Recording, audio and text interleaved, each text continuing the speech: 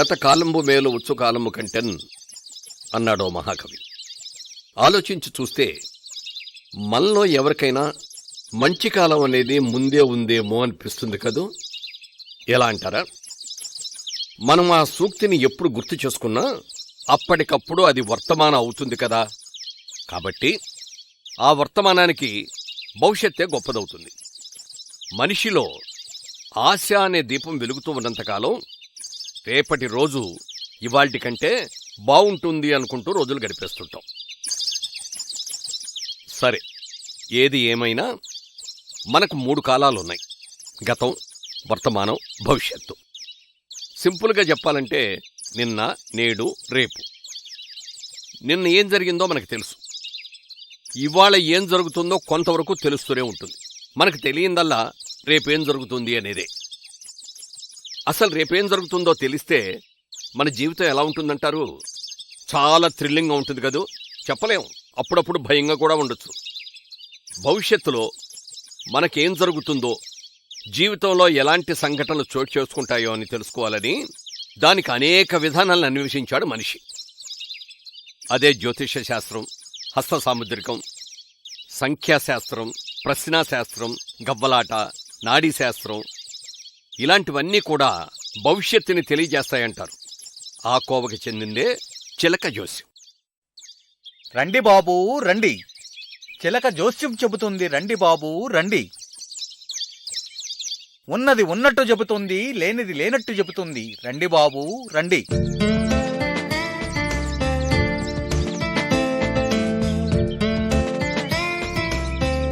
రండి బాబూ రండి, చిలక జోస్యం చెబుతుంది రండి బాబూ రండి.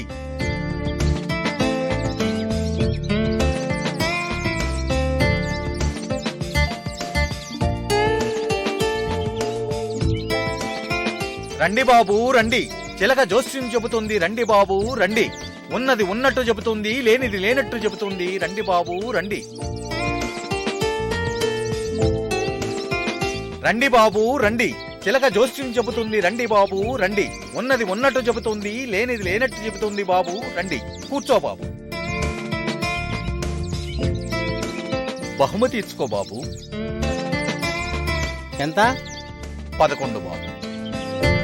పేరేమన్నారు? రాంబాబు. రాంబాబు. రాంబాబు అనే పేరుకు భవిష్యత్తు చెప్పవే నా బంగారు చిలక.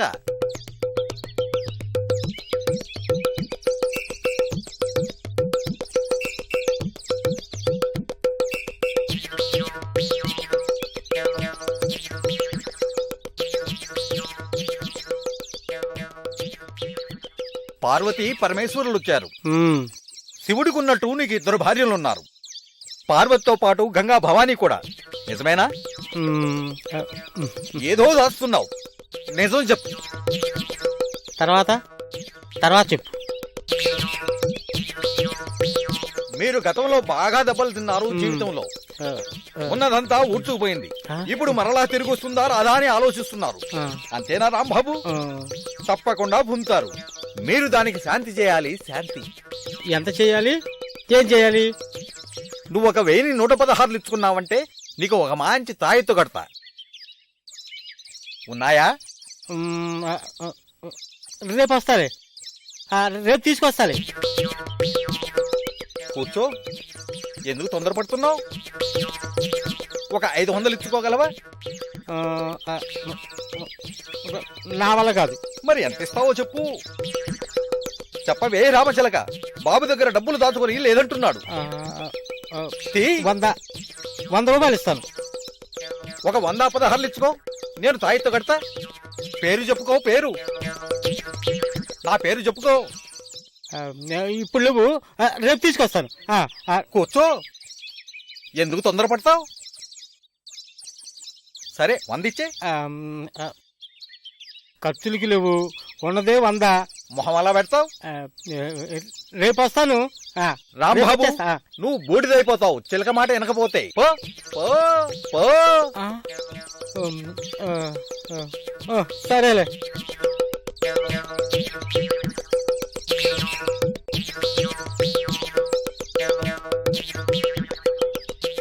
ఇంకా ఉంది, నా చిలక చెబుతుంది. తీరాంబాబు, వెనక జోబీలో ఉంది తీ.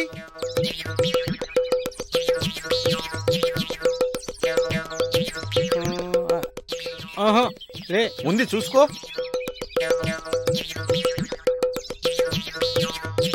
నీ పుట్టమచ్చలు కూడా చెప్తా. ఎక్కడ ఏమి దాచుకున్నావో నాకు తెలుసు. నా చిలక చెబుతుంది. ఈ మరి ఆ, ఆ, మధ్యాహ్నం భోజనానికి లేవు కదా. అయితే నన్ను ఇమ్మంటావా? నా పైసలు తీసుకో.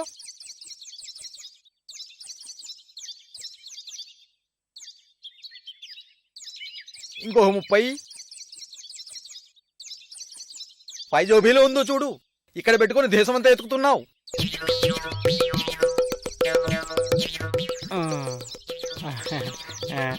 అయ్యో,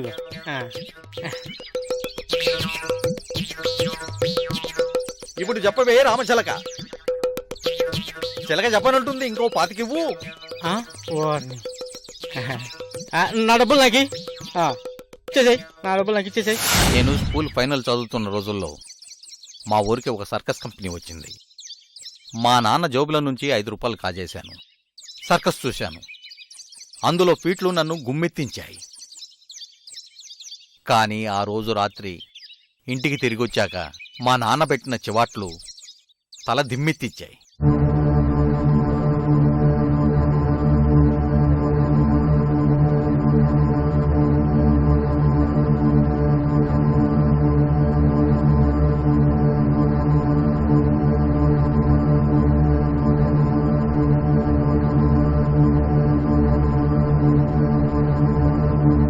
ఆగు. నా జేబులో డబ్బు దొంగిలించావు కదూ? చెప్పరా. పొద్దున్నే 10 నోటు మార్చి 5 నోటు జేబులో పెట్టుకున్నాను. చూస్తే కనిపించట్లేదు. దాన్ని నువ్వే తీసావు, అవునా? చెప్పు. అవునానా? ఏం చేశావు? సర్కస్ చూసొచ్చాను. ఛీ! ఇలా సర్కసులని, సినిమాలని, స్నేహితులని చెడు తిరుగులు తిరుగుతున్నావు.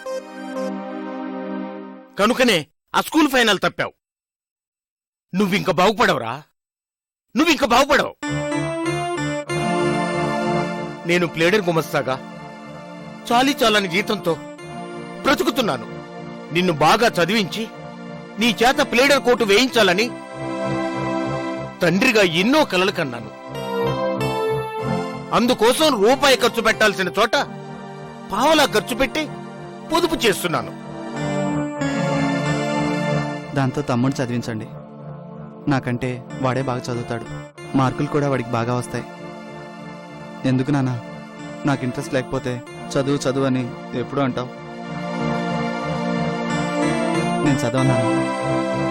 అదేదో తమ్ముడిని చదివించు. నీకు బుద్ధి రాదురా. నీకు బుద్ధి రాదు. వెళ్ళు, వెళ్ళిక్కడి నుంచి.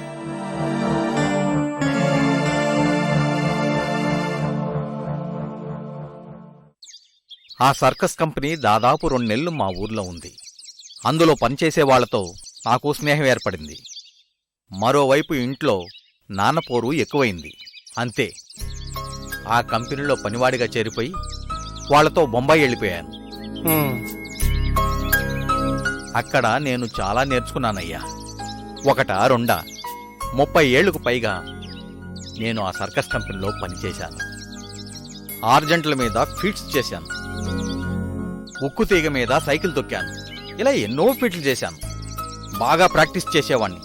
ఇలా ఎన్నో ప్రదర్శనలు ఇచ్చేవాణ్ణి. నానాజీ ఆ సర్కస్ కంపెనీలో పనిచేస్తూ భారతదేశం అంతా తిరిగాడు. ఆ కంపెనీలో అన్ని భాషల వాళ్ళు, అన్ని కులాల వాళ్ళు, అన్ని మతాల వాళ్ళు ఉండేవారు. అందుమూలంగా అతనికి అన్ని భాషల్లోనూ ప్రవేశం, కొన్ని భాషల్లో ప్రావీణ్యం లభించాయి. జీవితం సాఫీగానే సజావుగానే సాగిపోతున్న సమయంలో ఓ దురదృష్టకరమైన సంఘటన జరిగింది. అంతే, ఆ సంఘటన అతని జీవితాన్ని మరో మెలుపు తిప్పింది.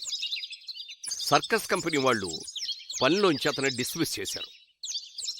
జీవితంలో ఓడిపోయి ఇంటికి తిరిగి వెళ్లేందుకు నానాజీకి మనసు అంగీకరించలేదు. సర్కస్ కంపెనీలో 30 ఏళ్లు పనిచేసినా అట్టె కూడబెట్టింది కూడా ఏమీ లేదు.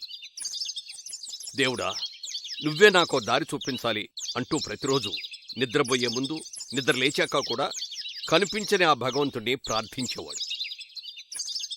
అలాంటి సంఘటనలు జరిగినప్పుడే మనిషికి అంతో ఇంతో భగవంతుడిపై నమ్మకం ఏర్పడుతుంది. ఇంతకీ ఆ దురదృష్టకరమైన సంఘటన ఏమిటో నేను మీకు చెప్పలేదు కదా, చూడండి మరి. నేను చెప్తానయ్యా. నేను మద్రాస్ సర్కస్ కంపెనీలో పనిచేస్తున్న రోజుల్లో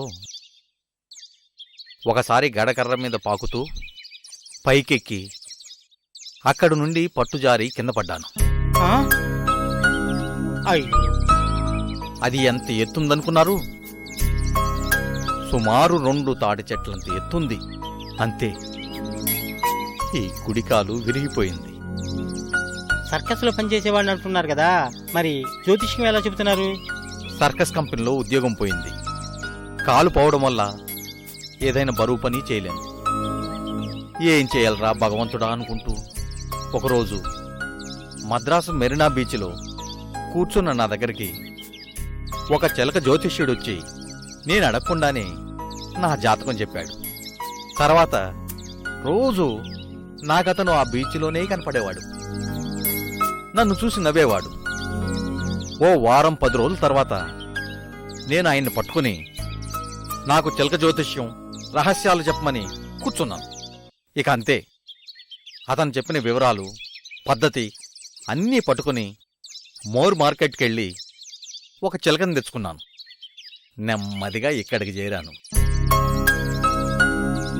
ఈ కార్డులో ఉన్న వాక్యాలు అందరికీ అన్ని కాలాల వారికి సరిపడేలా ఉంటాయి.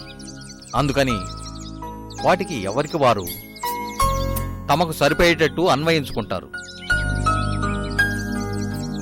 ఒకసారి ఏమైందో తెలుసా? ఆ, ఏమైంది? ఇక్కడే, ఈ పార్కులోనే. అదిగో ఆ చెట్టు కింద నేను కూర్చున్నాను. బేరాలు లేక నా మానాన్ని నేను పేపర్ ఏదో చదువుకుంటున్నాను. అంతలో ఒక ప్రేమికుల జంట అక్కడికి వచ్చింది. మబ్బొస్తుందేమోనని. మబ్బా? ఎందుకు? మబ్బొస్తే వర్షం వస్తుంది కదా. You naughty! ఏయ్, ఆగు, ఆగు. నిన్ను. ఏయ్, నీ వల్ల కాదు. ఆగు, నిన్ను. ఏమన్నా? ఏయ్.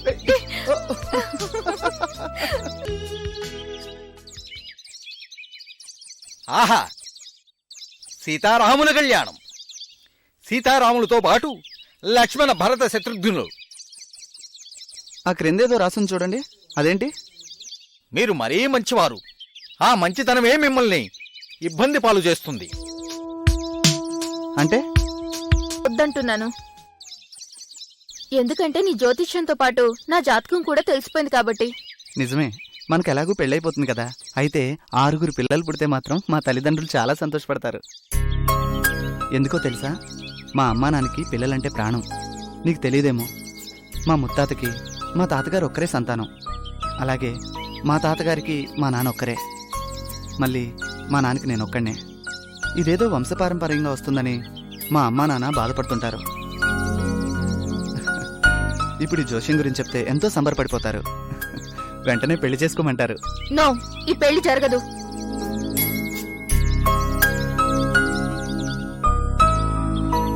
ఏ ఎందుకని? ఎందుకంటే నాకు పిల్లలంటే ఇష్టం లేదు. మీ ఇంట్లో వాళ్ళకి పిల్లలంటే ఇష్టం కాబట్టి. Good bye.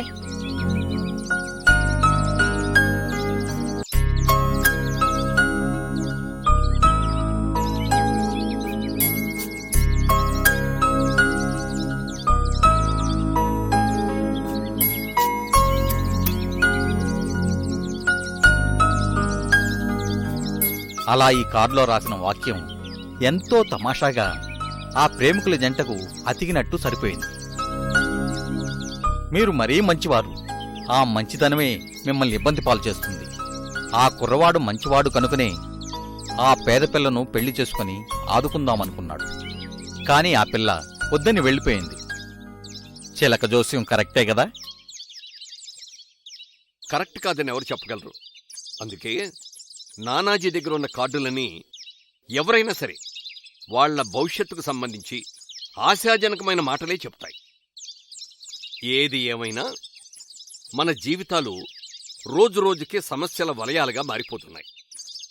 భవిష్యత్తు అయోమయంగా తయారవుతోంది. సిరి సంపదలు లేకపోయినా దిగులే, ఉన్నా దిగులే.